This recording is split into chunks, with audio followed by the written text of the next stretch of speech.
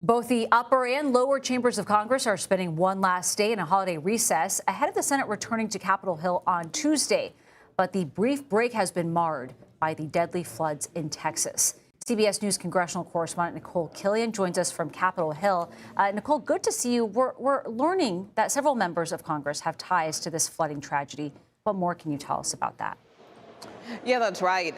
There are a few House members who actually had loved ones who were at this camp, including Congressman Pfluger, who said that his daughters were there and are now safe. Also, Congressman Buddy Carter from Georgia, who said that one of his grandchildren was at the camp. They, too, are safe, although, unfortunately, another relative may have passed away.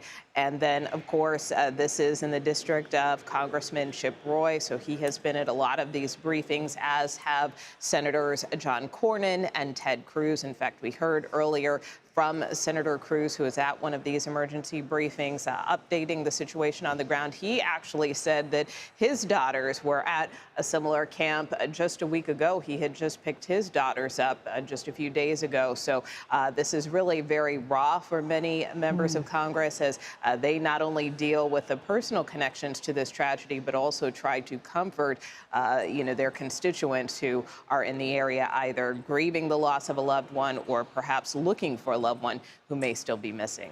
A lot of those camps certainly are institutions for families out there in the summertime. And Nikole, we've learned that the Texas legislature failed to pass a bill that would have improved local flood warning systems across the state. Questions also being raised about staffing levels at the National Weather Service ahead of this storm. How are congressional lawmakers addressing that? Yeah, that's right. Well, congressional lawmakers some of them are asking questions about this, more specifically some congressional Democrats who are inquiring or would like to see a further investigation as to whether or not some of these recent cuts to the National Weather Service may have exacerbated the situation in Texas, although the National Weather Service earlier today did put out an updated timeline and did have staff in place ahead of some of these warnings. But it certainly has been a concern among many lawmakers. We know President Trump just yesterday kind of knocked down the idea that some of these cuts may have been to blame. And we also, as I mentioned, heard from Senator Cruz on this issue as well. Take a listen. I will say, in the wake of every tragedy, there are things that are predictable.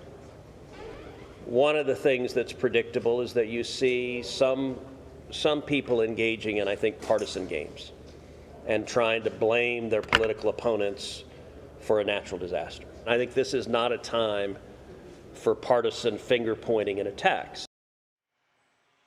So obviously the senator there saying, this is not the time for this. Certainly we can do a post-mortem on this later, but it certainly does raise a lot of questions. This is not the first natural disaster that we have seen. Certainly in the case of the wildfires in California, at times there have been instances where local officials on the ground have been blamed for those tragedies. So as the senator is saying, whether you're Republican or Democrat, certainly in times of tragedy, it's not necessarily the time to point fingers. Nonetheless, that hasn't necessarily stopped lawmakers from continuing to ask questions about incidents as they occur. Nikole Killion, thank you very much. We appreciate your time.